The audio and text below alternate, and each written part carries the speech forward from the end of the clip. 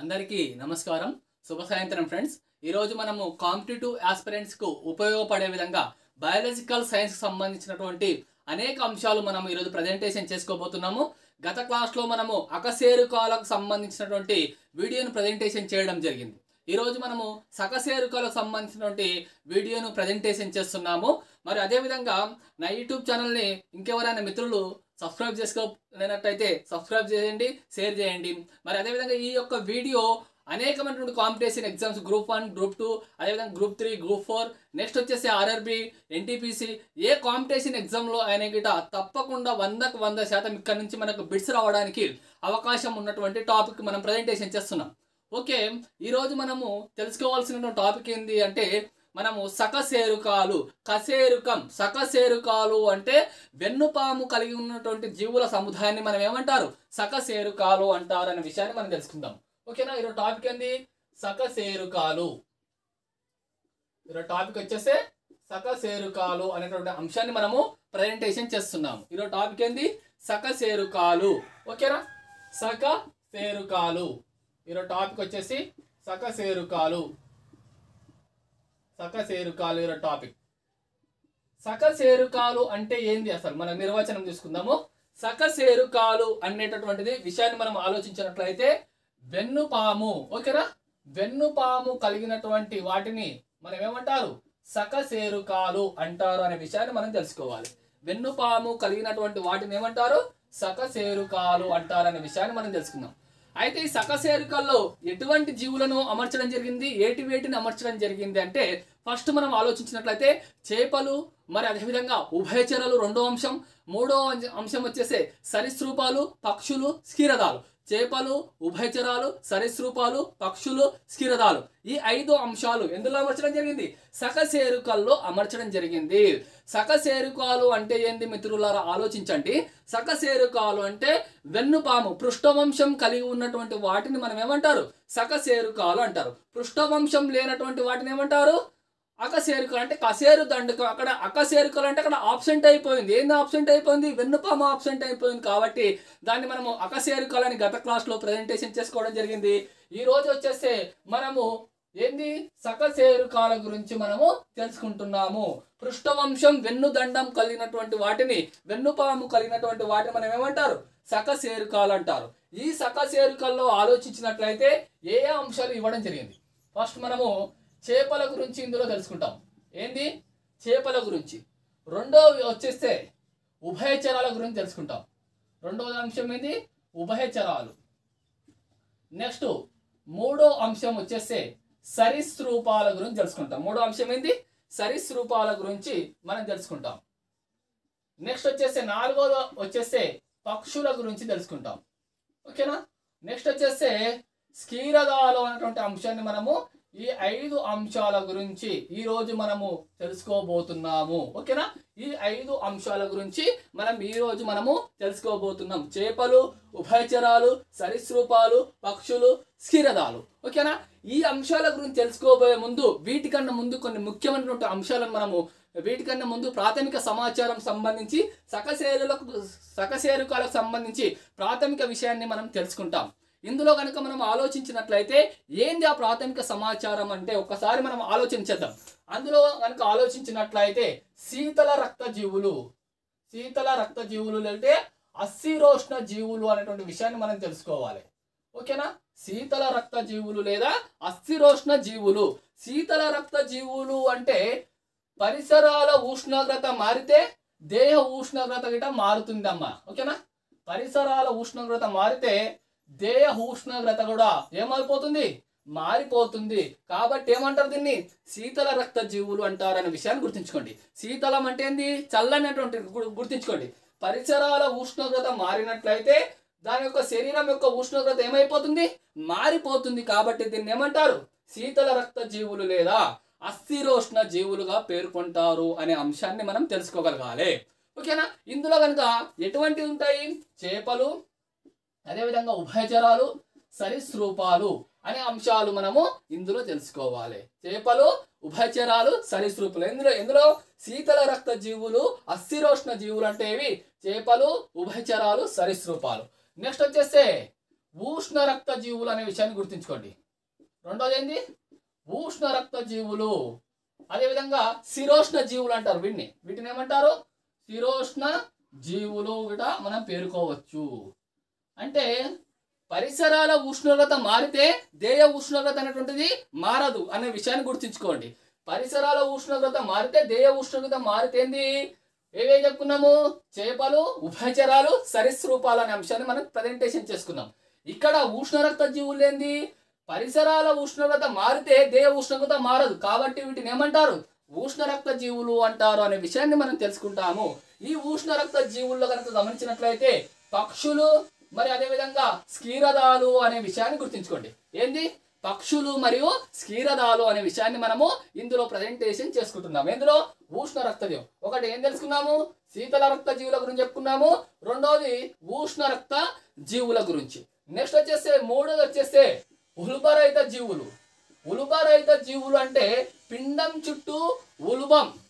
రహిత అంటే ఏంది? లేనటువంటిది. సహిత అంటే ఏంది? ఉన్నటువంటిది. ఉల్బరహిత జీవులు అంటే ఏంది అనే విషయాన్ని ఆలోచించినట్లయితే పిండం చుట్టూ ఉల్బాన్ని కలిగి ఉంటే వాటిని ఏమంటారు? ఉల్బరహిత జీవులు అంటారు. ఉదాహరణకు మనం ఏంటి? పిండం చుట్టూ ఉల్బం లేకపోతే ఉల్బం ఉన్నట్టు కాదు, ఉల్బం లేనటువంటి వాటిని మనం ఏమంటారు?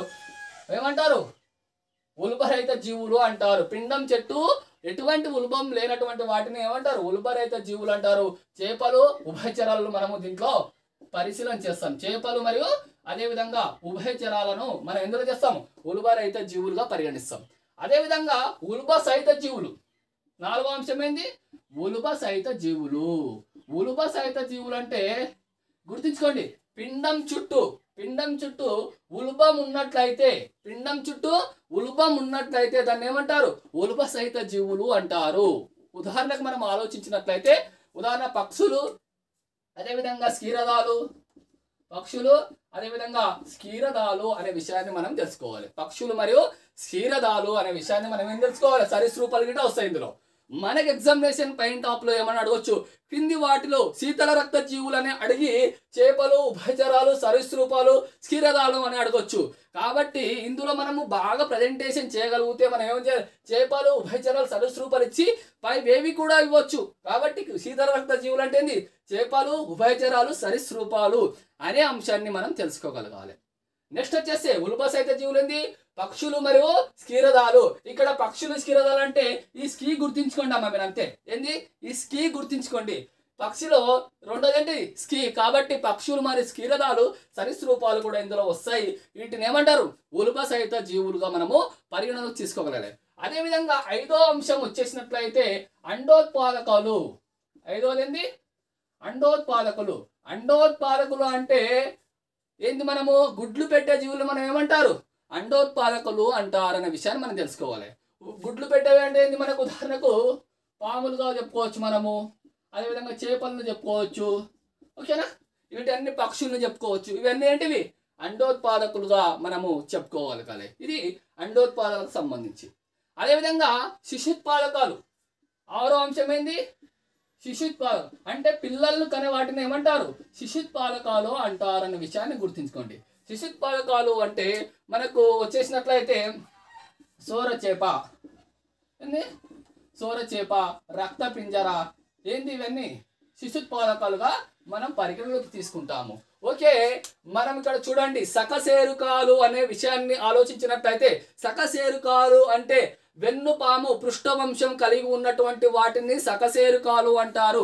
ఈ సకశేరుకాల్లో మనం 5 అంశాలు తెలుసుకుంటాము. అందులో కనుక చేపలు, ఉభయచరాలు, సరీసృపాలు, పక్షులు, స్కీరదాలు అనే అంశాలు 5 అంశాలు మనం ప్రజెంటేషన్ చేసుకుంటున్నాం.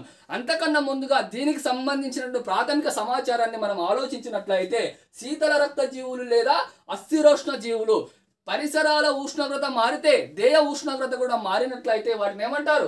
శీతల రక్త జీవులుగా పరిగణిస్తారు. ఉదాహరణకు చేపలు, ఉభయచరాలు, సరీసృపాలు అనే విషయాన్ని మనం గుర్తుంచుకోవాలి. ఏదానికి సంబంధించింది? శీతల రక్త జీవులకు సంబంధించినటువంటి విషయంగా మనం పరిగణలోకి తీసుకోవాలి.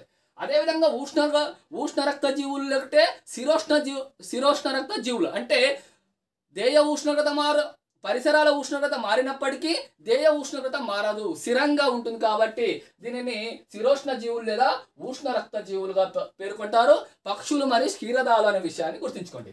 అదేవిధంగా ఉల్బరహిత జీవులు అంటే పిండం చుట్టూ ఉల్బం లేనటువంటి వాటిని మనం ఏమంటారు?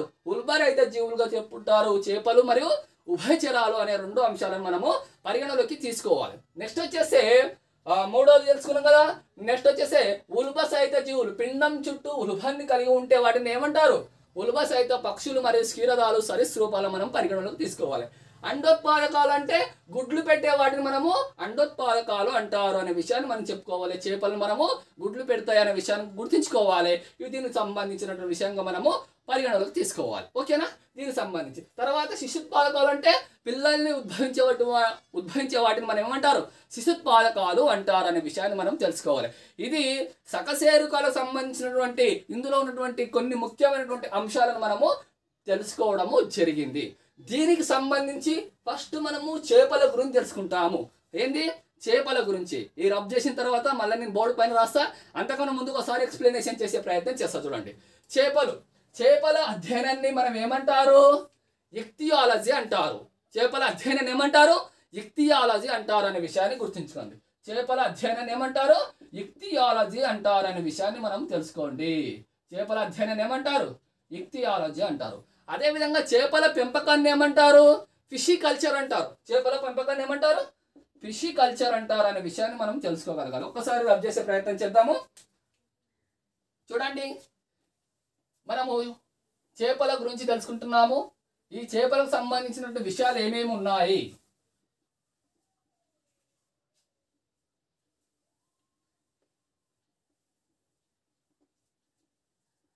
ఇవి మనం పక్కకు రాసుకునే ప్రయత్నం చేద్దాము. ఫస్ట్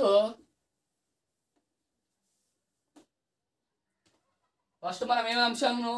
1 చేపలు, 2 ఉభయచరాలు, 3 సరీసృపాలు, 4 పక్షులు, 5 క్షీరదాలు.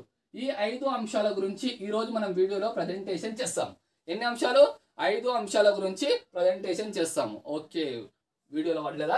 చేపలు, అదేవిధంగా ఉభయచరాలు, తర్వాత సరీసృపాలు, తర్వాత పక్షులు, క్షీరదాలు. ఈ అంశాల గురించి మనం 5 అంశాల గురించి మనం చేపలు, ఉభయచరాలు, సరీసృపాలు, పక్షులు, అదేవిధంగా క్షీరదాలు అనే అంశాల గురించి మనం తెలుసుకునే ప్రయత్నము చేస్తాము. ఓకేనా? ఈ దాని సంబంధం. ఓకేనా? చేపలు, ఉభయచరాలు, సరీసృపాలు, పక్షులు, క్షీరదాలు. ఈ 5 అంశాల గురించి ప్రజెంటేషన్ చేద్దాం. ఓకే, ఫస్ట్ వచ్చేసి చేపల గురించి మనం తెలుసుకుంటాము. నేను ఆర్డర్ వైజ్ గా ప్రజెంటేషన్ చేస్తాను. చూడండి, చేపల అధ్యయనాన్ని మనం ఏమంటారు? ఇక్తియాలజీ అంటారు అనే విషయాన్ని తెలుసుకోవాలి. చేపల అధ్యయనాన్ని ఏమంటారు?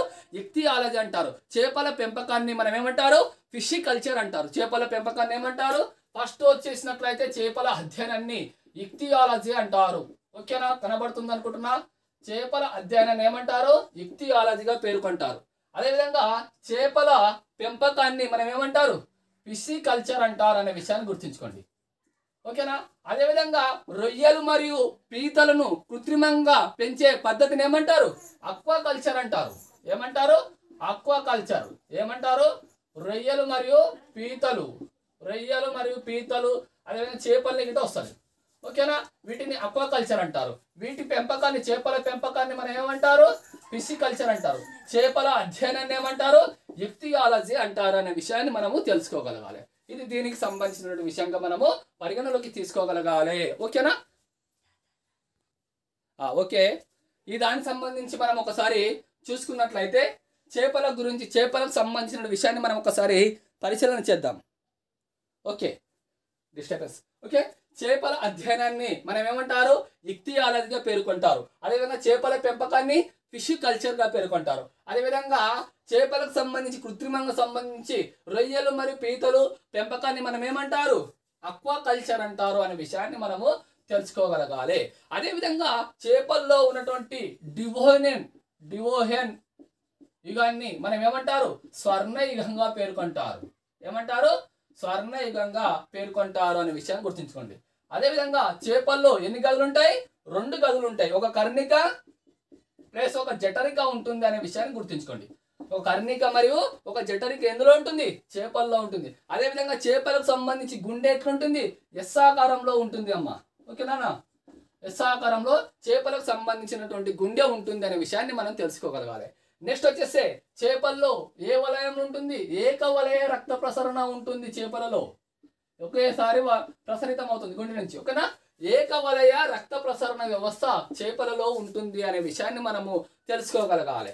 నెక్స్ట్ చేపలకు సంబంధించి చేపల ధ్యేయం పైన ఎట్లుంటుంది? చేపల్ని మీరు అందరూ చూసిండొచ్చు, మనం అందరము తింటాం గిట. ఓకేనా? చేపలకు సంబంధించి ఈ విధంగా ఉంటాయి కదా, ఈ విధంగా ఉంటాయి కదా చేపలకు సంబంధించి ఏంది? పొలుసులుగా కలిగి ఉన్నటువంటి నిర్మాణాన్ని కలిగి ఉంటుంది అనే విషయాన్ని తెలుసుకోవాలి. అదేవిధంగా దీనికి సంబంధించి ఏంది? ఈకలతోటి ఏం జరుగుతుంది? ఈ పిన్స్ తోటి ఏం జరుగుతుంది? ముందుకు కొనసాగడానికి దీనికి తోడ్పడతాయి అనే విషయాన్ని మనం తెలుసుకోగలగాలి. ముందుకు చేపల్లో ఏంది? పొలుసులు కలిగి ఉండి ఈ ఈకలు ఇటువైపు ఉన్నటువంటి రెక్కలు అంటారు కదా, ఈ ముందుకు కొనసాగడానికి తోడ్పడతాయి.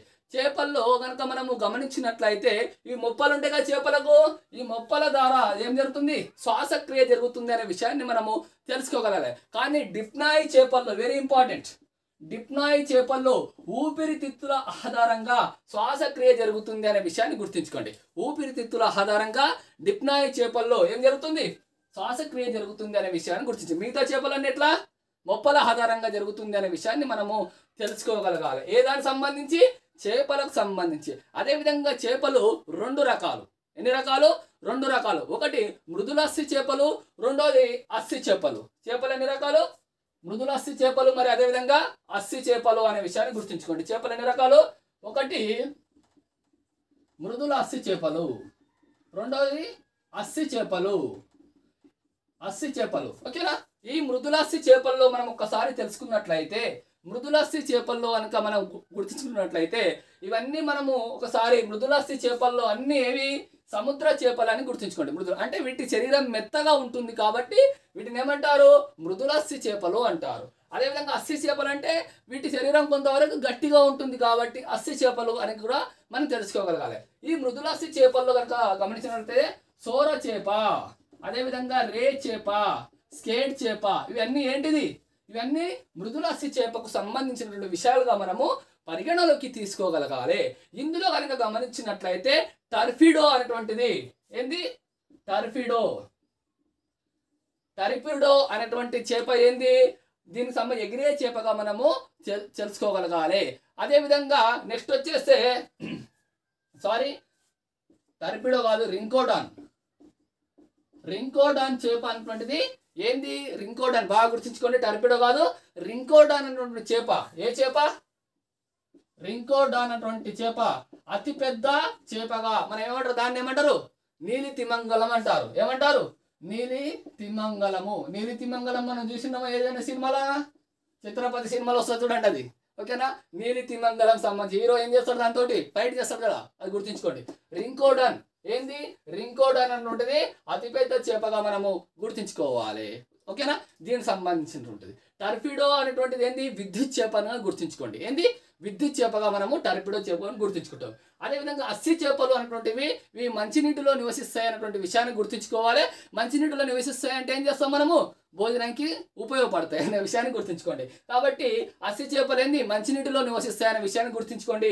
ఈ అస్సి చేపలకు సంబంధించి కట్ల ఏంది? కట్ల చేప. కట్ల అంటే దాన్ని బొచ్చు అంటారు కదా, మనము బొచ్చు అంటారు కదా. కట్ల ఏంది? బొచ్చే చేప. అదేవిధంగా నెక్స్ట్ వచ్చేస్తే లేబియోర్హైత. ఏంది? నెక్స్ట్ వచ్చేస్తే లేబియోర్హైతగా మనము చెప్పుకోవచ్చు. ఏంది? ఈ చేపలకు సంబంధించి లేబియోర్హైత కూడా ఈ దానికి సంబంధించినటువంటి విషయంగా మనము తెలుసుకోగలం. ఇది చేపలకు సంబంధించినటువంటి విషయంగా. నెక్స్ట్ వచ్చేస్తే కెటడ్రోమస్ మరియు అనడ్రోమస్ అనేటువంటి విషయాలు తెలుసుకోవాలి.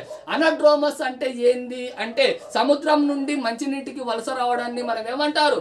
అనడ్రోమస్ గా పేర్కొంటారు. కెటడ్రోమస్ అంటే మంచినీటి నుండి సముద్రానికి వలస వెళ్ళేటటువంటి వాటిని మనం ఏమంటారు? కెటడ్రోమస్ గా పేర్కొంటారు అనే విషయాన్ని మనము తెలుసుకోగలగాలి.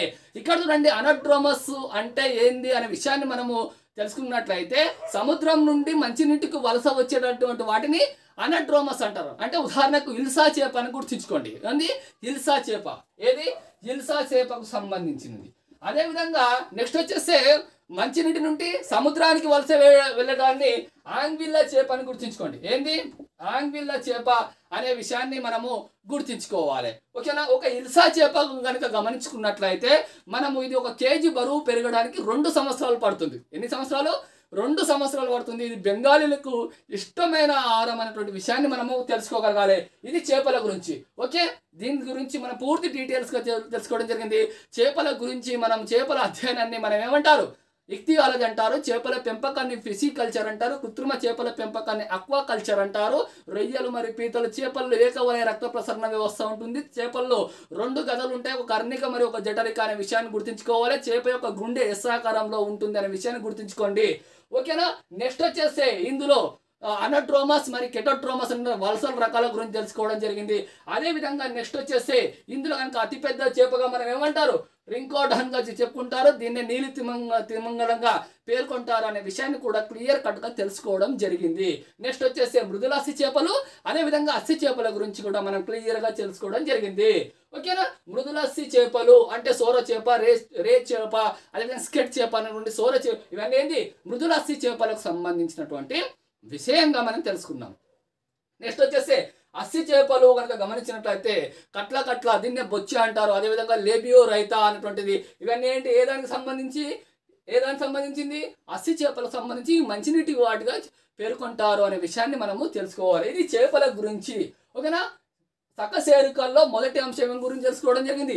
చేపల గురించి మనము తెలుసుకోవడం జరిగింది. చేపల్లో ఉన్నటువంటి సర్ణయుగ అధ్యయనాన్ని ఏమంటారు? డివోనియన్ యుగంగా పేర్కొంటారు అనే విషయాన్ని మనము తెలుసుకోగలగాలి. ఇది చేపలకు సంబంధించి పూర్తి సంక్షిప్త సమాచారం, పూర్తి వివరంగా మనము తెలుసుకోవడం జరిగింది. మనకి ఎగ్జామినేషన్ పాయింట్ ఆఫ్ లో చేపల గురించి మనము ఆలోచించినట్లయితే అన్ని చేపలు మొప్పల ద్వారా శ్వాసక్రియ జరుపుకుంటే ఒక చేపలో మాత్రము ఊపిరితిత్తుల ద్వారా శ్వాసక్రియ జరుపుతుంది. అది ఏ చేప అని అడగొచ్చు. కాబట్టి ఏ చేప? డిప్నాయి చేప అని మనం ఆటోమేటిక్గా ప్రజెంటేషన్ చేయడం జరిగింది దీనికి సంబంధించి. ఓకేనా. నెక్స్ట్ వచ్చేస్తే ఉభయచరాల గురించి మనం తెలుసుకుంటాము. ఓకేనా. ఉభయచరాలు. నెక్స్ట్ వచ్చేసింది ఉభయచరాలు. ఉభయచరాల్లో అంటే ఉభయం అంటే ఎంత? 2 అని అర్థం. అంటే అవి మంచినీటిలో నివసిస్తాయి, అదేవిధంగా నీటిలో నివసిస్తాయి. మంచినీటి అంటే ఏ నీటిలోనా? నీటిలో నివసిస్తాయి. మరి అదేవిధంగా ఇతరత్ర భూమిపైన నివసిస్తాయి. నీరు లేనప్పుడు బతకగలుగుతాయి, అదేవిధంగా భూమిపైన ఉన్నప్పుడు కూడా బతకగలుగుతాయి అనే విషయాన్ని మనము తెలుసుకోగలగాలి. ఓకేనా. ఇది ఏదానికి సంబంధించి? ఉభయచరాలకు సంబంధించి. ఉభయచరాలను మనం ఏమంటారు? చతుస్పాదకాలు అంటారు. ఉభయచరాలను ఏమంటారు? చతుస్పాదకాలు అంటారు. ఈ నెక్స్ట్ టాపిక్ ఏంది? ఉభయచరాలు. ఉభయచరాలు. నెక్స్ట్ టాపిక్ ఏంది? ఉభయచరాలు. ఉభయచరాలను మనం ఏమంటారు? చతుస్పాదకాలు. ఓకేనా. చతుస్పాద అంటే ఏంది? 4 కాళ్ళు. ఓకేనా. ఎన్ని కాళ్ళు? 4 కాళ్ళు. పూర్వంగాలు అంటే ముందుగా ఉన్నటువంటి ఏంటివి? చిన్నగా ఉంటాయి. చరమంగాలు ఏముంటాయి? పెద్దగా ఉంటాయి అనే విషయాన్ని మనము తెలుసుకోగలగాలి. ఇవి ఉభయచరాలకు సంబంధించినటువంటి విషయంగా మనము పరిగణలోకి తీసుకోగలగాలి. దీంట్లో కనుక గమనించినట్లయితే ఉభయచరాలు అధికంగా ఉన్నటువంటి ప్రాంతం ఏంది? పశ్చిమ కనుమలని గుర్తించుకోండి అన్న. ఓకేనా. ఉభయచరాలు అధికంగా ఉన్న ప్రాంతం ఏది? పశ్చిమ కనుమలు అనేటువంటి విషయాన్ని మనము తెలుసుకోవాలి. ఈ దానికి సంబంధించి విషయాన్ని మనం ఒక్కసారి పరిశీలన చేసుకుందాం. ఇందులో ఏవేవి ఉన్నాయి? కప్పలు.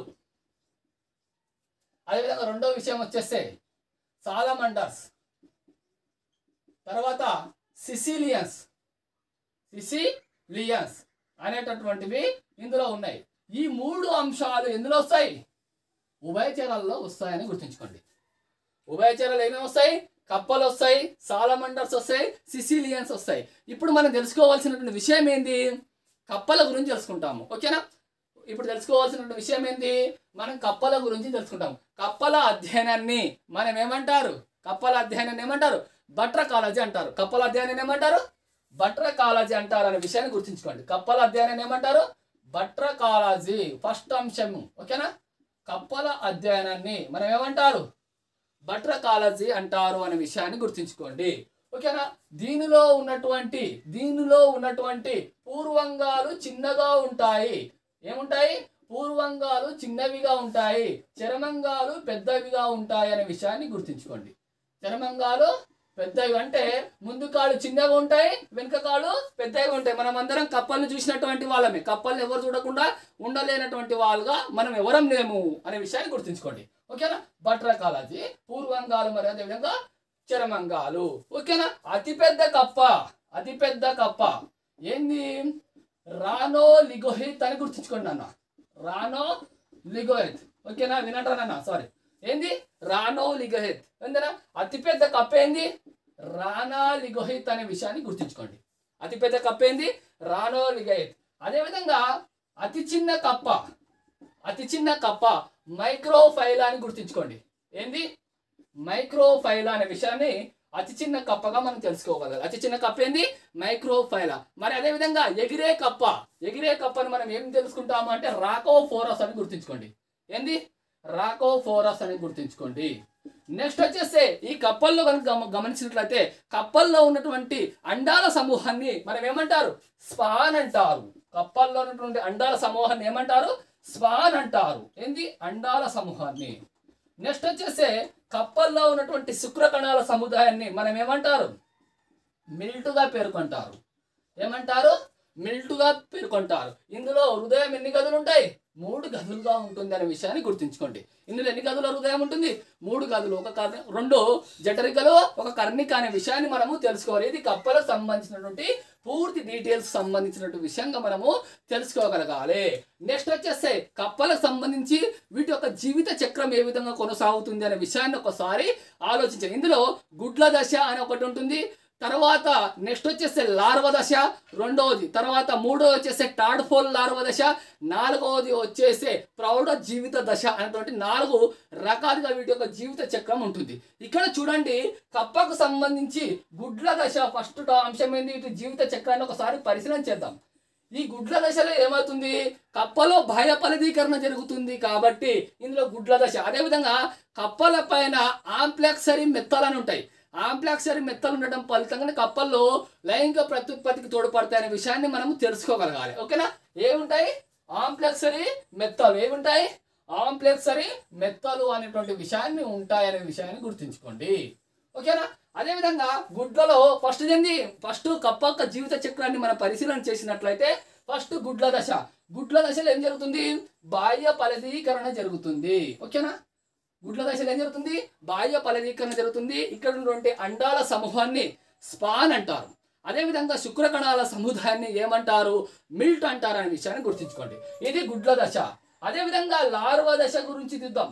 లార్వ దశలు గమనించినట్లయితే ఇందులో కప్పలకు సంబంధించి ఏం ఏర్పడతాయి? మొప్పలు ఏర్పడడానికి అవకాశం ఉంది కప్పలకు సంబంధించి అనే విషయాన్ని మనం గుర్తుంచుకోండి. ఓకేనా?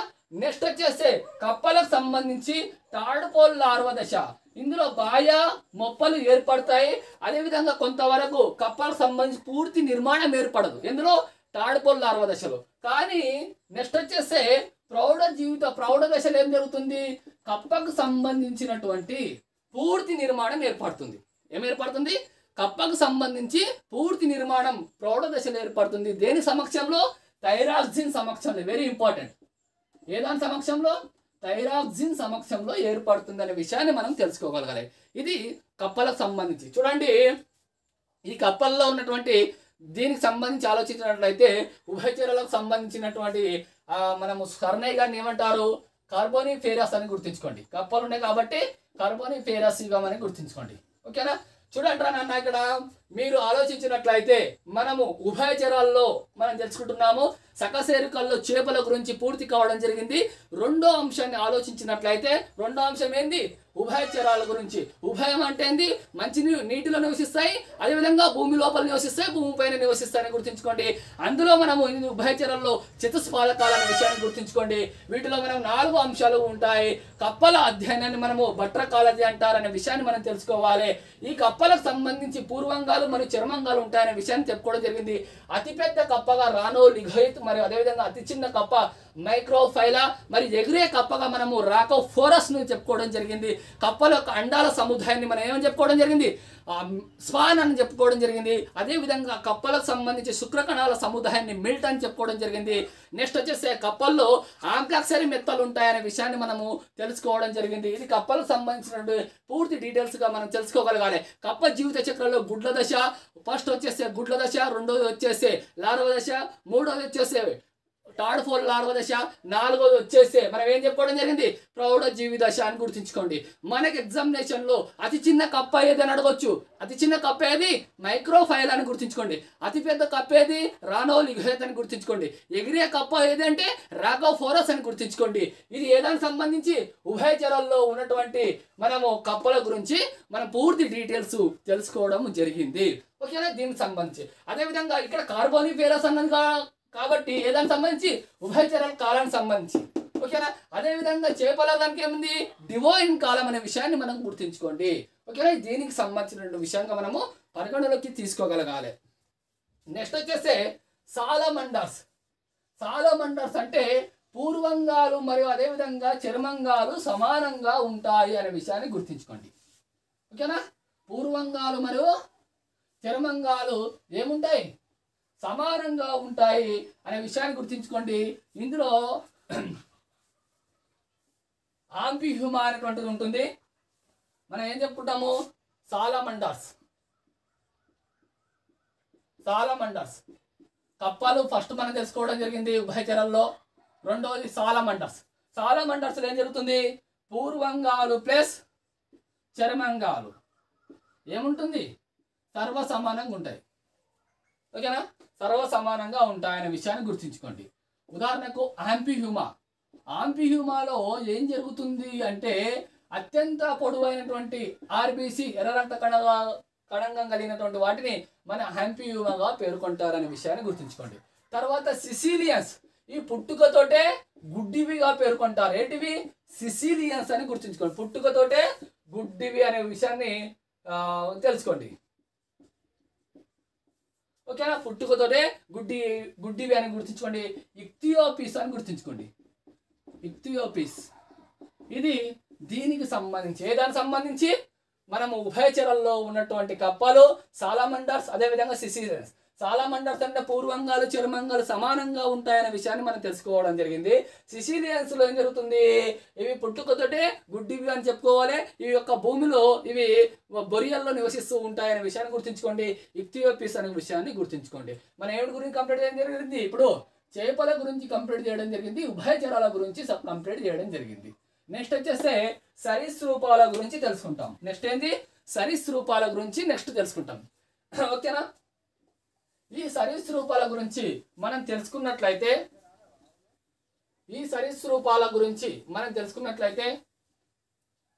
ఇందులో మనం ఏ అంశాలు తెలుసుకుంటాం,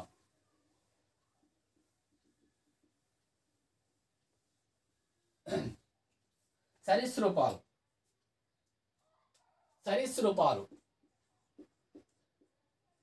ఈ సరీసృపాలలో ఏ అంశాలు చేర్చారు. ఒకటి, సరీసృపాలలో పాములు అనే అంశాన్ని మనం తెలుసుకుంటాం. ఓకేనా, సరీసృపాలు ఏ అంశాన్ని తెలుసుకుంటాము, పాములు అనే అంశాన్ని మనము తెలుసుకుంటాము. తర్వాత కనుక గమనించినట్లయితే మనము మొసళ్ళు అని గుర్తుంచుకోవాలి. ఏంది, మొసళ్ళు గుర్తుంచుకోవాలి. తర్వాత కనుక గమనించినట్లయితే తాబేళ్ళు అనే అంశాన్ని మనము ఇందులో తీసుకుంటామనే విషయాన్ని గుర్తుంచుకోండి. ఒకటి పాములు, రెండోది వచ్చేసి మొసళ్ళు అనే విషయాన్ని గుర్తుంచుకోండి. అదేవిధంగా మూడోది వచ్చేసి ఏంది, తాబేళ్ళు.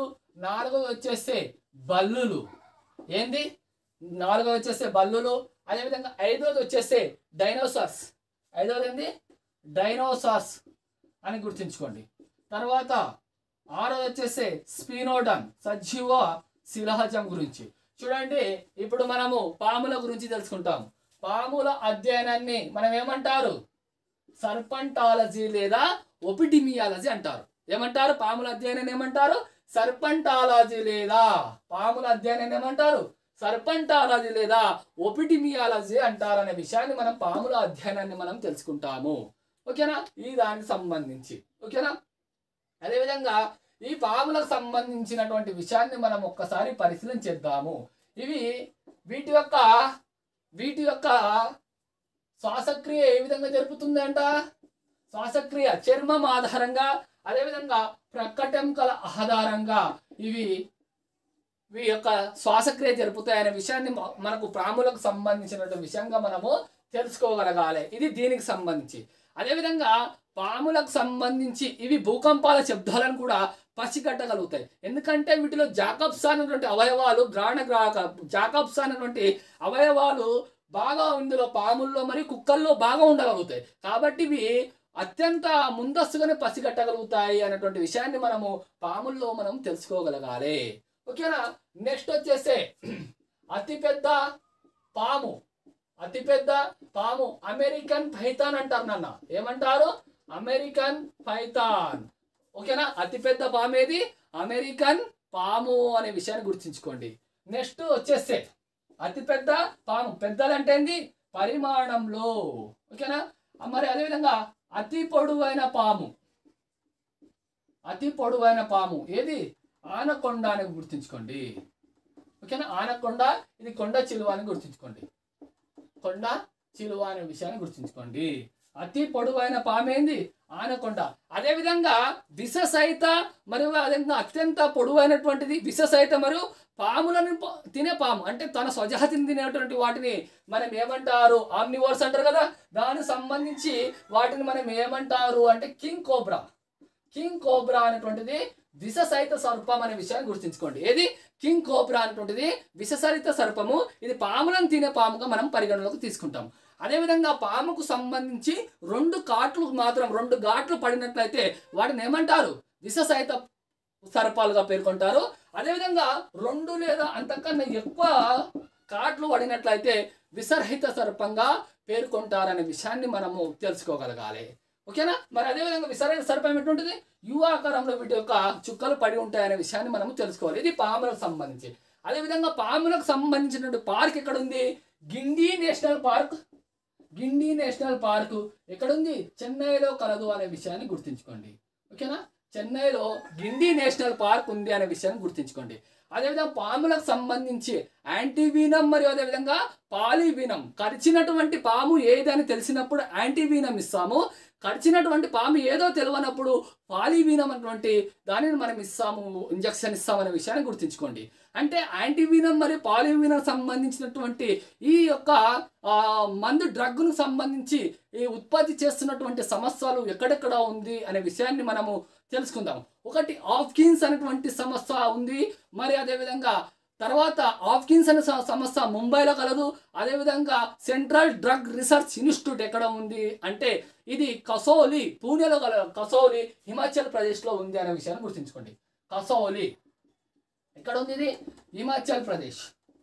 కసౌలి హిమాచల్ ప్రదేశ్లో ఉంది అనే విషయాన్ని గుర్తుంచుకోండి. అదేవిధంగా హాప్కిన్స్ అనేటువంటి ఇన్స్టిట్యూట్ ఎక్కడ ఉంది? ఇది దీనికి సంబంధించి ఎక్కడుంది? ముంబైలో కలదు అనే విషయాన్ని గుర్తుంచుకోండి. ఇది పాములకు సంబంధించి. అదేవిధంగా పాము యొక్క విషాన్ని మన యొక్క శరీరంలో అనేక భాగాలపైన ప్రభావితం చేస్తుంది. కాబట్టి పాము యొక్క విషం నరాల పైన కొనసాగితే దాన్ని ఏమంటారు? న్యూరోటాక్సిన్ అంటారు. ఏమంటారు? న్యూరోటాక్సిన్ అంటారు. ఉదాహరణకు మనము నాజా కనుక కాటు వేసినట్లయితే నాడీ వ్యవస్థ పైన తీవ్ర ప్రభావితం చేస్తుంది. తర్వాత రక్తం పైన ప్రభావితం చేసినట్లయితే దాన్ని మనం ఏమంటారు? మనము హిమోటాక్సిన్ అంటారు. రక్తం పైన ప్రభావితం చేసినట్లయితే దాన్ని ఏమంటారు? హిమోటాక్సిన్ అంటారు. రక్త పింజర అనే విషయం గుర్తుంచుకోండి. అదేవిధంగా కండరాల పైన ప్రభావితం చేసినట్లయితే దాన్ని మయోటాక్సిన్ అంటారు. ఇక్కడ చూడండి, ఒకసారి నేను రాసే ప్రయత్నం చేస్తాను. ఇవి రబ్ చేయాల్సిన పరిస్థితి గ్యారెంటీ వస్తుంది. ఇక్కడ ఈజీ గుర్తుంచుకోవాలంటే మీరు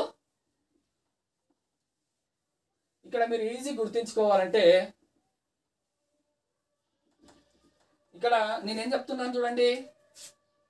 న్యూరోటాక్సిన్. న్యూరో అంటే నరాలు, టాక్సిన్ అంటే విషం. న్యూరోటాక్సిన్ అంటే నరాల పైన ప్రభావితం చేసేది అంటే న్యూరోటాక్సిన్ అంటారు. నాజా అనే విషయాన్ని గుర్తుంచుకోండి. తర్వాత ఈమోటాక్సిన్. ఈమోటాక్సిన్ అంటే రక్తం పైన ప్రభావితం చేసే వాటిని ఈమోటాక్సిన్ అంటారు, రక్త పింజర అనే విషయాన్ని మనం చెప్పుకోవడం జరిగింది. నెక్స్ట్ అయితే వచ్చేస్తే మయోటాక్సిన్. మయో అంటే కండరాలు, టాక్సిన్ అంటే విషయం అని గుర్తుంచుకోండి. హైడ్రోఫాస్ అనేటువంటి విషయాన్ని మనము గుర్తుంచుకోవాలి. ఇది ఏదానికి సంబంధించి, ఈ ఫార్ములకు సంబంధించిన విషయంగా మనం పరిగణలోకి తీసుకోవాలి దీనికి సంబంధించి. ఓకేనా, ఇది పూర్తి విషయాన్ని చెప్పడం. అదేవిధంగా నాగుపాము యొక్క విషాన్ని మనం ఏం చేసగలుగుతామంటే కీళ్ళ వాపుల్లో ఉపయోగిస్తారు. అదేవిధంగా క్యాన్సర్ వ్యాధి చికిత్సలో ఇది యొక్క నాగుపాము విషాన్ని ఉపయోగిస్తారు. కట్ల పాము అంటే నాగుపాము కంటే 14 రెట్లు అధికంగా ఉంటుంది. నాగుపాము విషం కంటే 14 రెట్లు అధికంగా ఉంటుంది అనే విషయాన్ని మనం తెలుసుకోగలగాలి. నెక్స్ట్ వచ్చేస్తే మొసళ్ళకు సంబంధించి వీటిలో 4 గదుల హృదయం ఉంటుంది అనే విషయాన్ని మనం తెలుసుకోవాలి. ఇది మొసళ్ళు క్రొకడైల్స్ గా మనము పేర్కొంటారు. మొసళ్ళకు సంబంధించి 4 గదుల హృదయం ఉంటుంది మొసళ్ళకు సంబంధించి. వీటిని ఏమంటారు? క్రొకడైల్స్ గా పేర్కొంటారు అనే విషయాన్ని మనము తెలుసుకోగలగాలి. నెక్స్ట్ వచ్చేస్తే తాబేళ్లకు సంబంధించి మనము అతిపెద్ద తాబేలేది టెస్టిడో అని గుర్తుంచుకోండి. అతిపెద్ద తాబేలేంది? టెస్టిడో అనే విషయాన్ని గుర్తుంచుకోండి. ఈ యొక్క పూర్వంగాలు చర్మంగాలు తాబేళ్లలో ఏం జరుగుతుంది? ఇది ఒక తెడ్డు వల్ల ముందుకు కొనసాగి ఇది ముందర కొనసాగుతుంది. అత్యధిక కాలం జీవించే జీవులేవి? తాబేళ్లు అనే విషయాన్ని గుర్తుంచుకోండి. అతిపెద్ద తాబేలు ఏది అంటే టెస్టిడో అని గుర్తుంచుకోండి. అతిపెద్ద తాబేలు ఏంటన్నా? టెస్టిడో అనే విషయాన్ని గుర్తుంచుకోండి. ఇది అవస్కరం ద్వారా ఏం చేస్తుంది? అవస్కరం ద్వారా విసర్జన జరుగుతుంది అనే విషయాన్ని మనం తెలుసుకోవాలి. ఇది తాబేళ్లకు సంబంధించి కృత్రిమంగా పెంపకం కొనసాగుతుంది. అది ఎక్కడ అంటే ఒరిస్సా తీరంలోని గహర్ మాతా ప్రాంతంలో ఏం జరుగుతుంది? గహర్ మాత ప్రాంతంలో ఏం జరుగుతుంది అంటే ప్రత్యేకంగా తాబేళ్లకు సంబంధించినటువంటి ఇది చేస్తున్నారు కాబట్టి అలివ్ తాబేళ్లు. ఏంది? అలివ్ తాబేళ్లు. అదేవిధంగా ఈ గంగా నది ప్రాంతంలో అంతరించిపోతున్నాయి కాబట్టి ఏవేవి? గంగా టీకాస్, గవిలియస్ అనేవి అంతరించిపోతున్నాయి అనే విషయాన్ని గుర్తుంచుకోండి. ఇవి తాబేళ్లకు సంబంధించిన విషయంగా మనము పరిగణలోకి తీసుకోగలం. ఇది దీనికి సంబంధించినటువంటి విషయం. నెక్స్ట్ వచ్చేస్తే బల్లుల అధ్యయనాన్ని మనం సారాలజీ అంటారు. ఏమంటారు? బల్లుల అధ్యయనాన్ని సారాలజీ అంటారు అనే విషయాన్ని మనము తెలుసుకోండి. బల్లుల అధ్యయనాన్ని ఏమంటారు? సారాలజీ అంటారు. ఇందులో కనుక గమనించినట్లయితే డ్రాకో బల్లి, ఓకేనా, అదేవిధంగా కెబిలియన్. నెక్స్ట్ వచ్చేసి ఈలోడర్మ్ అనేటువంటిది అత్యంత విషపూరితమైనటువంటి బల్లి. విషపూరితం ఉన్నటువంటి బల్లి ఏది? ఈలోడర్మ్. కెవిలియన్ అనేటువంటి ఊసరి విల్లి. ఇది రంగులను మార్చుతుంది అనే విషయాన్ని గుర్తుంచుకోండి. ఏది? కెవిలియన్ రంగులను మార్చుతుంది. అదేవిధంగా డ్రాకో అనేటువంటిది ఎగిరే బల్లిగా మనం పరిగణలోకి తీసుకోవాలి. ఈ యొక్క బల్లిల యొక్క నాలుక జిగట పదార్థం ఉంటుంది. దాదాపు 20 సెంటీమీటర్ల వరకు. ఎన్ని సెంటీమీటర్లు? 20 సెంటీమీటర్ల వరకు దాని ముందర ఉన్నటువంటి ఏదైనా పదార్థం ఉంటే ఆ జిగట తార ఇదేం చేస్తుంది? ఈ బల్లి తీసుకోవడం జరుగుతుంది. ఇది దీనికి సంబంధించినటువంటి విషయంగా మనం పరిగణలోకి తీసుకోగలగాలి. ఓకేనా, ఇది బల్లులకు సంబంధించి. నెక్స్ట్ వచ్చేస్తే బల్లుల తర్వాత డైనోసార్స్ అనేటువంటివి ఇవి శిలాజం అని గుర్తుంచుకోండి. అయితే ఈ డైనోసార్స్ ని కనుగొనే పద్ధతిని కార్బన్ డేటింగ్ పద్ధతిని ఉపయోగిస్తారనే విషయాన్ని తెలుసుకోండి. ఏదానికి సంబంధించి? డైనోసార్స్ కు సంబంధించి. అదేవిధంగా వృక్ష శిలాజాలను తెలుసుకోవాలంటే పేలియోబాటనీ అని గుర్తుంచుకోండి. ఓకేనా, పేలియోబాటనీ. పురజీవ వృక్ష శాస్త్ర పితామహునిగా మనం ఎవరిని పేర్కొంటారంటే బీర్బల్ సాహనీ అని గుర్తుంచుకోండి. ఎవరు? బీర్బల్ సాహనీ అనే విషయాన్ని గుర్తుంచుకోండి. డైనోసార్స్ కి సంబంధించినటువంటి విషయంగా మనం పరిగణలోకి తీసుకోవాలి. కార్బన్ డేటింగ్, పేలియోబాటనీ, బీర్బల్ సాహనీ ఎవరు? పురజీవ శాస్త్ర పితామహుడు. ఇక్కడ బీర్బల్ సాహనీ ఎందుకు వచ్చింది? డైనోసార్స్ అంటే పురాతనమైనటువంటి విషయంగా మనము తెలుసుకోగలగాలి. ఈ యొక్క శిలాజాలను తెలుసుకోవాలంటే కార్బన్ డేటింగ్ పద్ధతిని ఉపయోగించి తెలుసుకుంటాం అనే విషయాన్ని మనము డైనోసార్స్ తెలుసుకుంటాం. నెక్స్ట్ వచ్చేస్తే స్పినోడాన్. ఇది న్యూజిలాండ్ లో ఉన్నటువంటి సజీవ శిలాజం. ఏంది? స్పినోడాన్. ఈ స్పినోడాన్ అటువంటిది సజీవ శిలాజం అంటే ఏంద్రా నాన్న? సజీవ శిలాజం అంటే కొన్ని వేల కోట్ల సంవత్సరాలు అయినా కూడా దానిలో మార్పు లేనటువంటి వాటిని మనం ఏమంటారు? సజీవ శిలాజంగా పేర్కొంటారు. ఉదాహరణకు వచ్చేసి స్పినోడాన్ అనే విషయాన్ని గుర్తుంచుకోండి. ఓకేనా, స్పినోడాన్ అనే విషయాన్ని సజీవ శిలాజానికి సంబంధించినటువంటి విషయాన్ని గుర్తుంచుకోవాలి. ఇది మనకు దీనికి సంబంధించి మనము ఉభయచరాలకు సంబంధించినటువంటి పూర్తి విషయాలు గుర్తుంచుకోవడం జరిగింది. ఉభయచరాల్లో ఏ అంశాలు తెలుసుకోవడం జరిగింది? పాముల గురించి తెలుసుకోవడం జరిగింది. ఓకేనా, అదేవిధంగా మొసళ్ళ గురించి, తాబేళ్ల గురించి, అదేవిధంగా బల్లుల గురించి, డైనోసార్స్ గురించి, స్పీనోడాన్ గురించి పూర్తి విషయాలు మనము తెలుసుకోవడం జరిగింది. ఈ యొక్క 6 అంశాలను పూర్తిగా తెలుసుకోవడం జరిగింది. నెక్స్ట్ వచ్చేస్తే పక్షుల గురించి. నెక్స్ట్ ఏంది? పక్షుల అధ్యయనాన్ని మనం ఏమంటారు? ఆర్నిథాలజీ అంటారు. పక్షి శాస్త్ర పితామహుడుగా మనం సలీం అలీని పేర్కొంటారు. పక్షి శాస్త్ర పితామహుడు సలీం అలీకి పాల్గెట్టి అవార్డు రావడం జరిగింది అనే విషయాన్ని మనం తెలుసుకోవాలి.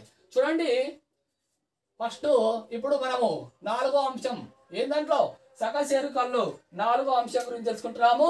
పక్షుల అధ్యయనాన్ని మనం ఏమంటారు? పక్షుల అధ్యయనాన్ని మనము ఆర్నిథాలజీ అంటారు. ఓకేనా? పక్షుల అధ్యయనాన్ని ఆర్నిథాలజీ అంటారు అనే విషయాన్ని గుర్తుంచుకోవాలి. అదేవిధంగా పక్షుల వలస అధ్యయనాన్ని ఏమంటారు? ఫీనాలజీ అంటారు అనే విషయాన్ని గుర్తుంచుకోండి. ఓకేనా? పక్షి రెక్కల అధ్యయనాన్ని మనం ఏమంటారు? టీరాలజీ అంటారని గుర్తుంచుకోండి. అదేవిధంగా పక్షికి సంబంధించి మనము గుడ్ల అధ్యయనాన్ని మనం ఏమంటారు? ఊవాలజీ అంటారని గుర్తుంచుకోండి. అదేవిధంగా పక్షి గూడుకు సంబంధించి అధ్యయనాన్ని మనం ఏమంటారు? నీడాలజీ అంటారు అనే విషయాన్ని గుర్తుంచుకోవాలి. ఇది పక్షులకు సంబంధించిన 5 అంశాలు: ఆర్నిథాలజీ, ఫీనాలజీ, టీరాలజీ, ఊవాలజీ, నీడాలజీ. ఓకేనా? ఈ 5 అంశాలను మనం క్లియర్గా తెలుసుకోగలగాలి. ఓకేనా?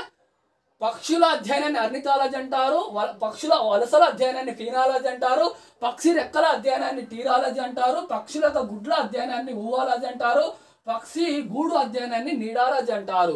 పక్షి శాస్త్ర పితామహుడుగా మనం ఎవరిని పేర్కొంటారు? సలీం అలీని పేర్కొంటారు అనే విషయాన్ని మనం గుర్తుంచుకోవాలి. పక్షి శాస్త్ర పితామహుడు ఎవరమ్మా? సలీం అలీ. ఈయనకు పాల్గెట్టి అవార్డు రావడం జరిగింది అనే విషయం గుర్తుంచుకోండి.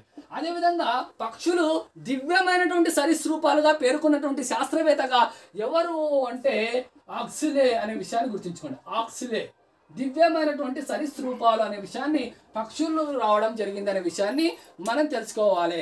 పక్షుల్లో వాతులస్తుల్లో వాటి రెక్కల్లో గాలి నిండి ఉంటుంది కాబట్టి ఇట్లా అన్నప్పుడు పైకి ఎగిరిపోతాయి అనే విషయాన్ని మనం తెలుసుకోవాలి. ఇది ఏదానికి సంబంధించి? పక్షుల గురించి సంబంధించినటువంటి విషయాన్ని మనము తెలుసుకోగలగాలి. అదేవిధంగా పక్షుల్లో 2 రకాలు. ఎన్ని రకాలు? 2 రకాలు.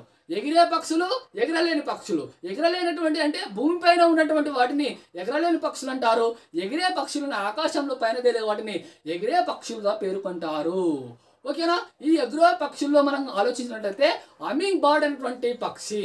ఓకేనా? ఈ హమ్మింగ్ బర్డ్ సంబంధించి అనే విషయాన్ని మనము ఆలోచించినట్లయితే అత్యంత చిన్నదైనటువంటి పక్షిగా మనము చెప్పుకోగలగాలి. ఈ హమ్మింగ్ బర్డ్ అనేటువంటిది క్యూబాలో ఉంటుంది. ఈ క్యూబాలో అంటే తన యొక్క నీడ ఎప్పుడు పడదు అనేటువంటి విషయాన్ని గుర్తుంచుకోవాలి. ఇది తేనెను మాత్రమే ఆహారంగా తీసుకుంటుంది అనే విషయాన్ని మనము హమ్మింగ్ బర్డ్కు సంబంధించిన విషయంగా మనము పరిగణలోకి తీసుకోవాలి. ఓకేనా? Humming bird.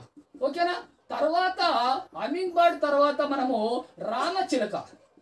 రామచిలుక అంటే ఏంది అంటే పైన ఉన్నటువంటి దౌడను కదిలించే ఏకైక పక్షి అంటే ఏది? రామచిలుక అని గుర్తుంచుకోండి. పైన ఉన్నటువంటి దౌడను కదిలించే ఏకైక పక్షి ఏది? రామచిలుక అని గుర్తుంచుకోండి. నెక్స్ట్ వచ్చేస్తే బట్టమేకతల పక్షి అనేటువంటిది అంతరించిపోయే పక్షుల్లో బట్టమేకతల పక్షి ఒకటి ఉంది. ఆల్బట్రాస్ పక్షి ఇంకోటి. నెక్స్ట్ వచ్చేసింది ఆల్బట్రాస్ పక్షి. ఈ ఆల్బట్రాస్ పక్షి ఏంది అంటే ఒకసారి ఆలోచించినట్లయితే ఆల్బట్రాస్ పక్షి అత్యంత పొడవైన రెక్కలు కలిగినటువంటి వాటిని ఆల్బట్రాస్ పక్షి అనే విషయాన్ని గుర్తుంచుకోండి. నెక్స్ట్ ఇవన్నీ ఏంటివి? ఎగిరే పక్షులు, పైకి పోయి. అదేవిధంగా ఎగరలేని పక్షులు అంటే ఏది? ఆస్ట్రిచ్ పక్షి. అంటే జంతు సామ్రాజ్యంలో అత్యంత పెద్దదైనటువంటి అండం కలిగినటువంటి వాటి ఏది? ఆస్ట్రిచ్ పక్షి అని గుర్తుంచుకోండి. నెక్స్ట్ వచ్చేస్తే కివి పక్షి, తర్వాత ఈము పక్షి. ఇవన్నీ ఏంది? ఎగరలేని పక్షులుగా మనం పరిగణలోకి తీసుకుంటాము. ఇవి పక్షులకు సంబంధించి. ఓకే డియర్ ఫ్రెండ్స్, మనము ఏవిటి గురించి తెలుసుకుంటున్నాము? పక్షుల గురించి తెలుసుకుంటున్నాము. పక్షుల అధ్యయనాన్ని ఆర్నిథాలజీ అంటారు. అదేవిధంగా పక్షుల వలస అధ్యయనాన్ని ఫీనాలజీ అంటారు. పక్షి రెక్కల అధ్యయనాన్ని టీరాలజీలు అంటారు. పక్షుల యొక్క గుడ్ల అధ్యయనాన్ని మనం ఏమంటారు? ఊవాలజీ అంటారు. పక్షుల యొక్క గూడు అధ్యయనాన్ని మనం ఏమంటారు? నీడాలజీ అంటారు అనే విషయాన్ని మనం తెలుసుకోవడం జరిగింది. పక్షి శాస్త్ర పిత సలీం అలీ ఈయన మన పాల్గెట్టి అవార్డు రావడం జరిగింది అనే విషయాన్ని మనం తెలుసుకోవాలి. ఎగిరే పక్షులు, ఎగరలేని పక్షుల గురించి మనం క్లియర్గా తెలుసుకోవడం జరిగింది. లాస్ట్ వచ్చేస్తే క్షీరదాల అధ్యయనాన్ని మనం ఏమంటారు? మమ్మాలజీ అంటారు. ఓకేనా? క్షీరదాల అధ్యయనాన్ని ఏమంటారు? మమ్మాలజీగా పేర్కొంటారు. నెక్స్ట్ ఈ క్షీరదాలకు సంబంధించిన విషయం ఏంది మనం ఆలోచన చేసినట్లయితే, క్షీరదాలకు సంబంధించినటువంటి మనం ఆలోచన చేసినట్లయితే క్షీరదాల వృద్ధాప్యాన్ని మనం ఏమంటారు, జెరంటాలజీగా పేర్కొంటారు. చూడండి క్షీరదాలు, నెక్స్ట్ టాపిక్ అండి క్షీరదాల అధ్యయనాన్ని మనం ఏమంటారు, మమ్మాలజీగా పేర్కొంటారు అనే విషయాన్ని గుర్తుంచుకోండి. క్షీరదాల అధ్యయనాన్ని మమ్మాలజీగా పేర్కొంటారనే విషయాన్ని మనం తెలుసుకోగలగాలి. నెక్స్ట్ వచ్చేస్తే ఈ యొక్క వృద్ధాప్య అధ్యయనాన్ని ఏమంటారు, జెరంటాలజీ అంటారు అనే విషయాన్ని గుర్తుంచుకోండి. వృద్ధాప్య అధ్యయనాన్ని ఏమంటారు, జెరంటాలజీగా పేర్కొంటారు అనే విషయాన్ని మనం గుర్తుంచుకోండి. జెరంటాలజీ, ఓకేనా. అదేవిధంగా మానవుని యొక్క సంస్కృతి అదేవిధంగా పరిణామం గురించి అధ్యయనాన్ని మనము ఏమంటారు, ఆంథ్రోపాలజీ అంటారు అనే విషయాన్ని గుర్తుంచుకోండి. ఓకేనా, ఆంథ్రోపాలజీ అంటారు అనే విషయాన్ని మనము తెలుసుకోకండి. అదేవిధంగా నెక్స్ట్ వచ్చేసినట్లయితే ఇక్కడ చూడండి, ఇందులో మనం ఆలోచన చేసినట్లయితే ఇవి దీనికి సంబంధించినటువంటి దేయ ఉష్ణోగ్రత ఎంత, 98 డిగ్రీస్ ఫారెన్హీట్. అదేవిధంగా నెక్స్ట్ అయితే 37 డిగ్రీస్ సెల్సియస్లో దేయ ఉష్ణోగ్రత ఉంటుంది. సెబాసియం అనేటువంటి తైల గ్రంథులను కలిగి ఉంటుంది అనే విషయాన్ని మనం ఏమిటో తెలుసుకుంటాము, క్షీరదాల్లో తెలుసుకుంటాము. ఈ క్షీరదాల్లో ఏంది, ప్రోటోథీరియా, మెటాథీరియా, యూథీరియా అనే విషయాన్ని మనము తెలుసుకుంటాం అనే విషయాన్ని మనము తెలుసుకోగలగాలి. ఓకేనా, ప్రోటోథీరియా, మెటాథీరియా, యూథీరియా అనే అంశాన్ని మనము తెలుసుకుంటాం అనే విషయాన్ని మనము తెలుసుకోగలగాలి. ఈ ప్రోటోథీరియా, మెటోథీరియా, యూథీరియా. ప్రోటోథీరియాలో ఏం జరుగుతుంది అంటే విషయాన్ని ఇక్కడ ప్రోటోథీరియాలో గుడ్లు పెట్టడం జరుగుతుంది. ప్రోటోథీరియా, ఓకేనా, గుడ్లు పెట్టడం జరుగుతుంది. అరక్నిడా అనే విషయాన్ని గుర్తుంచుకోండి, గుడ్లు. అదేవిధంగా మెటాథీరియాలో ఏం జరుగుతుంది, పూర్తిగా అభివృద్ధి చెందని జీవులు ఉద్భవించిన పిల్లలు కనడం జరుగుతుంది. మెటాథీరియంలో మార్స్ఫిలియం కంగారు అనే విషయాన్ని గుర్తుంచుకోండి. మార్స్ఫిలియం కంగారు పూర్తిగా అభివృద్ధి చెందినటువంటి శిశువులు ఏర్పడతాయి. ఓకేనా, దీనికి సంబంధించి జీవులు. అదేవిధంగా యూథీరియా అంటే పూర్తిగా అభివృద్ధి చెందినటువంటి జీవులు ఏర్పడే, ఉదాహరణకు మానవుడు అనే విషయాన్ని గుర్తుంచుకోండి. ఇది క్షీరదాలకు సంబంధించినటువంటి విషయంగా మనం తెలుసుకోవాలి. ఓకేనా, ఈ క్షీరదాలకు సంబంధించి ప్రోటోథీరియా, మెటాథీరియా, యూథీరియా అనే విషయాలు మనము తెలుసుకోవడం జరిగింది. ఓకేనా డియర్ ఫ్రెండ్స్, ఈరోజు మనం తెలుసుకోవాల్సినటువంటి విషయాలు అనేకం తెలుసుకున్నాము. ఏ అంశాలు అంటే సకశేరుకాల్లో మనము ఏంది, చేపలు, అదేవిధంగా ఉభయచరాలు, నెక్స్ట్ వచ్చేసే సరీసృపాలు, నెక్స్ట్ వచ్చేసే పక్షులు, క్షీరదాలు అనే అంశాలను పూర్తి డీటెయిల్గా మనం తెలుసుకోవడం జరిగింది. మనం కైరాప్టెరియాలజీ అనగా వేటి అధ్యయనాన్ని పేర్కొంటారంటారు. కైరాప్టెరియాలజీ అంటే గబ్బిలాల అధ్యయనాన్ని కైరాప్టెరియాలజీ అంటారని ఆల్రెడీ చెప్పడం జరిగింది. ఆంథ్రోపాలజీ అని వేటిని పేర్కొంటాం, మానవ పరిణామము అదేవిధంగా వికాస క్రమాన్ని మనం ఏమంటారు ఆంథ్రోపాలజీగా పేర్కొంటారనే విషయాన్ని మనం క్లియర్గా తెలుసుకోవడము జరిగింది. నెక్స్ట్ వచ్చేస్తే క్షీరదాల అధ్యయనాన్ని ఏమంటారు, మమ్మాలజీగా పేర్కొంటారనే విషయాన్ని గుర్తుంచుకోండి. ఎంత degree Celsius, 98 degrees Fahrenheit, 37 degrees Celsius అని గుర్తుంచుకోండి. సెబాసియం నుండి తైలాన్ని కలిగి ఉంటుంది అనే విషయాన్ని మనం తెలుసుకోండి. ఇది క్షీరదాలకు సంబంధించి. ఇందులో ప్రోటోథీరియా, మెటాథీరియా, యూథీరియా అనే విషయాన్ని తెలుసుకోండి. చేపల అధ్యయనాన్ని మనం ఏమంటారు, ఇక్తియాలజీ అంటారు. చేపల పెంపకాన్ని ఏమంటారు, ఫిషికల్చర్ అంటారు. చేపలు కృత్రిమంగా పెంచదాన్ని ఏమంటారు, అక్వాకల్చర్ అంటారు అనే విషయాన్ని గుర్తుంచుకోండి. చేపలు ఎన్ని రకాలు ఉన్నాయి, అస్సి చేపలు, మృదుల అస్సి చేపలను 2 రకాలుగా చెప్పడం జరిగింది. ఇది దీనికి సంబంధించిన విషయంగా మనం పరిగణలోకి తీసుకోవాలి. చేపలు ఏ వలయ రక్త ప్రసరణ ఉంటుంది, ఏకవలయ రక్త ప్రసరణ. చేపల్లో గుండె ఏ విధంగా ఉంటుంది, ఎస్ ఆకారంలో ఉంటుంది అనే విషయాన్ని గుర్తుంచుకోండి. ఇందులో ఎన్ని గదులు ఉంటాయి, 2 గదులు, ఒక కర్ణిక, ఒక జఠరిక. చేపల్లో వలసలన్నీ 2 రకాలు, ఒకటి అనట్రోమస్, రెండవది కెటోట్రోమస్ అనేటువంటి చేప.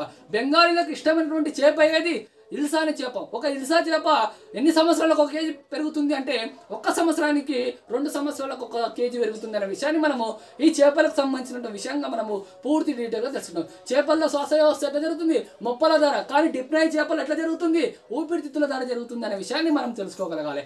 చేపలకు సంబంధించి పూర్తి డీటెయిల్స్. చేపల స్వర్ణయుగాన్ని ఏమంటారు, డివోనియన్ యుగంగా పేర్కొంటారు అనే విషయాన్ని మనము తెలుసుకోగలగాలి. ఇది దీనికి చేపలకు సంబంధించి. చేపలు అయిన తర్వాత మనం ఏం చెప్పుకోవడం జరిగింది, ఉభయచరాల గురించి చెప్పడం జరిగింది. ఉభయచరాలు ఏంది? కప్పల గురించి. కప్పల్లో అతిపెద్ద కప్ప ఏంది? మనం రానోలిగే. ఎగిరే కప్ప ఏంది? రాకోపోరస్. అదేవిధంగా అతి చిన్న కప్ప ఏంది? మైక్రోఫైల్ అనే విషయం.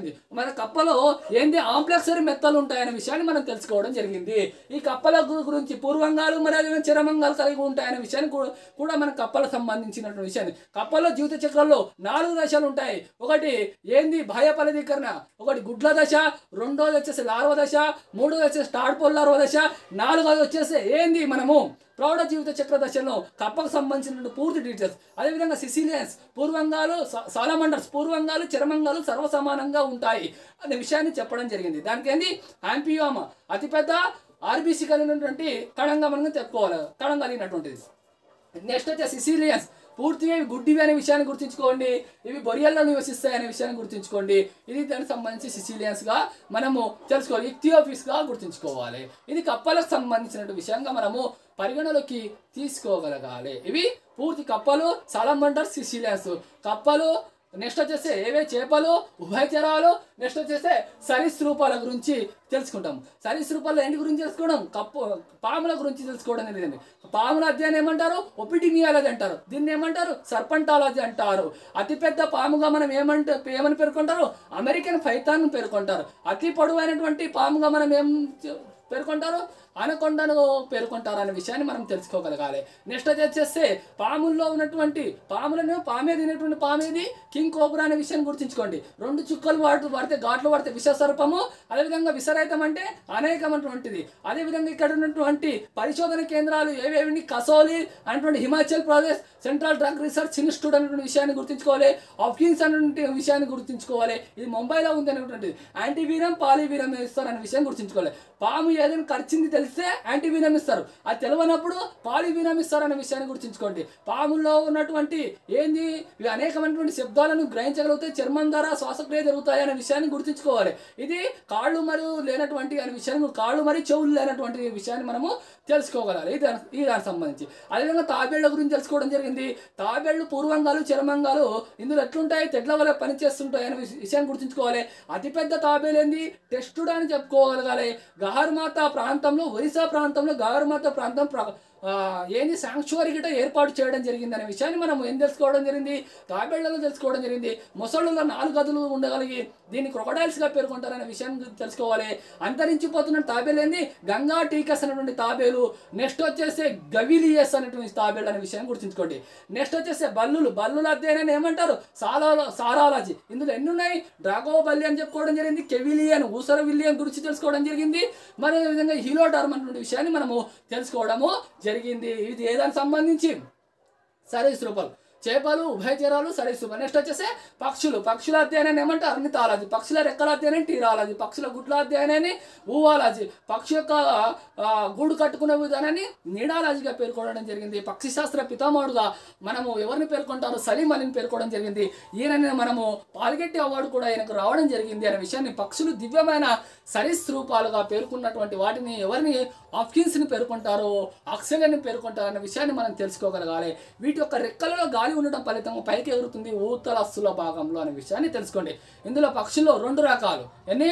ఎగిరే పక్షులు, ఎగరలేని. ఎగిరే పక్షులు అంటే పైకి ఎగరగలుగుతాయి, ఎగరలేని పక్షులు అంటే కిందికి. హమ్మింగ్ బర్డ్ ఎగిరే పక్షి అని తెలుసుకోగలగాలి. ఇది అత్యంత చిన్నదైన పక్షి అని చెప్పుకోగలగాలి. దీనికి సంబంధించి క్యూబాలో ఉంటుంది అనే విషయాన్ని గుర్తుంచుకోవాలి. ఇది తేనెను మాత్రమే ఆహారంగా తీసుకుంటుంది అనే విషయాన్ని మనం తెలుసుకోవాలి. అదేవిధంగా ఇందులో రామచిలుక, పైదవడం కాల్చే పక్షి రామచిలుక ఏకైక పక్షి అనే విషయాన్ని గుర్తుంచుకోవాలి. తర్వాత ఆల్బట్రస్, అతిపెద్ద రెక్కలు కలిసినటువంటి పక్షి ఏంది? ఆల్బట్రస్ పక్షి. తర్వాత బట్టమేకతల పక్షి, అంతరించిపోతున్నటువంటి పక్షుల్లో బట్టమేకతల పక్షి ఒకటి అనే విషయాన్ని మనం తెలుసుకున్నాం ఈ దీనికి సంబంధించి. అదేవిధంగా ఎగరలేని పక్షి అంటే ఏంది? ఎగరలేనటువంటిది ఏంటి? మనము ఇక్కడ ఆస్ట్రిచ్ గురించి మనము ఎగరలేని పక్షుల్లో ఆస్ట్రిచ్ పక్షి గురించి, హమ్మింగ్ బర్డ్ అనేటువంటిది ఎగిరేటటువంటిది అతి చిన్న పక్షి. ఆస్ట్రిచ్ పక్షి అంటే ఏంది? అతిపెద్ద అండాన్ని కలిగినటువంటి సముదాయాన్ని ఆస్ట్రిచ్ పక్షి అంటారు. ఇది ఇసుకలో తల పెట్టి తనని ఎవ్వరు చూడట్లేదని అనుకుంటుంది. ఇసుకలో తల పెట్టి దానిని ఎవ్వరు చూడట్లేదు అని భ్రమపడే పక్షి ఏది అంటే హమ్మింగ్ బర్డ్ అనే విషయాన్ని గుర్తుంచుకోండి. కివి పక్షి, ఈము పక్షి ఇవన్నీ ఎగరలేని పక్షులు అని చెప్పుకోండి. నెక్స్ట్ వచ్చేసి క్షీరదాల అధ్యయనాన్ని మమ్మాలజీ అంటారు. మానవుల పరిణామ వికాసాన్ని మనం ఆంథ్రోపాలజీగా పేర్కొంటారు. గబ్బిలాల అధ్యయనాన్ని కైరోప్టెరల్ అని అంటారు. దేహ ఉష్ణోగ్రత మొత్తం డీటెయిల్స్ గురించి ఎక్స్ప్లెనేషన్ చేయడం జరిగింది ఫ్రెండ్స్. ఓకేనా, ఈరోజు ఏ దాని గురించి చెప్పడం జరిగింది, మొత్తం డీటెయిల్స్ చెప్పడం జరిగింది. తర్వాత వచ్చేసి పిండి పదార్థాల గురించి తెలుసుకుంటాం. నెక్స్ట్ వచ్చేసి విటమిన్స్ గురించి చెప్పే ప్రయత్నం చేస్తా. ఓవరాల్గా ఒక 2 రోజులు విడిచి 3వ రోజు బిజీ షెడ్యూల్స్ ఉండడం ఫలితంగా ఒక 2-3 డేస్కి ఒకసారి వీడియో ప్రజెంటేషన్ చేస్తా తప్పకుండా. ఆ 2-3 డేస్కి వీడియో ప్రజెంటేషన్ చేసినప్పుడు ఓవరాల్గా మనకు బయాలజికల్ సైన్స్ సంబంధించినటువంటి పూర్తి కంటెంట్ కానిస్టేబుల్ కానీ, ఎస్ఐ కానీ, టెట్ కానీ, డిఎస్సి కానీ ఏ కాంపిటీషన్ ఎగ్జామ్కి పూర్తిగా పట్టు సాధించే విధంగా అన్ని టాపిక్స్ కవర్ చేసే ప్రయత్నం చేస్తా. నేటితోటి మనకు జంతు సామ్రాజ్యం గురించి, జంతు ప్రపంచం గురించి పూర్తిగా కంప్లీట్ చేయడం జరిగింది అనే విషయాన్ని మనము తెలుసుకోగలగాలి. ఈ యొక్క తర్వాత వచ్చేస్తే మా పిండి పదార్థాల గురించి చెప్పే ప్రయత్నం చేస్తా. తర్వాత జీర్ణ వ్యవస్థ, శ్వాస వ్యవస్థ, విసర్జక వ్యవస్థ, నాడీ వ్యవస్థ, ప్రత్యుత్పత్తి వ్యవస్థ, అంతఃస్రావిక వ్యవస్థ, మరి అదేవిధంగా జ్ఞానేంద్రియాల గురించి చెప్పే ప్రయత్నం చేస్తాను. నెక్స్ట్ ఇది దాని గురించి పూర్తి అయిన తర్వాత మళ్ళీ మనం బాటనీలోకి వెళ్తాము. అదేవిధంగా బాటనీలో వేరు రూపాంతరాలు, కాండ రూపాంతరాలు, కిరణజన్య సంయోక్రియాలు, బాష్పోసేకము, ద్రవ విసరణ, అదేవిధంగా వివిధ అధ్యయనాల శాస్త్రాలు. ఓకేనా, ఈ అంశం కల్చర్స్ గురించి మొత్తం చెప్పే ప్రయత్నం చేస్తాను. అందుకొరకే నా యూట్యూబ్ ఛానల్ని తప్పకుండా సబ్స్క్రైబ్ చేయండి. మీ యొక్క సహకారాలు చాలా ఇంపార్టెంట్. మరి అదేవిధంగా మీరు నేను ప్రజెంటేషన్ చేస్తున్నప్పుడు ఏమైనా అంశాలు లోపం ఉంటే గిట్ట మీరు కింద కామెంట్ రూపంలో చేయండి. నేను మరొకసారి వీడియోలో దాన్ని సరి చేసుకునే ప్రయత్నం చేస్తాను. Thank you so much. ధన్యవాదాలు, కృతజ్ఞతలు. Thank you so much.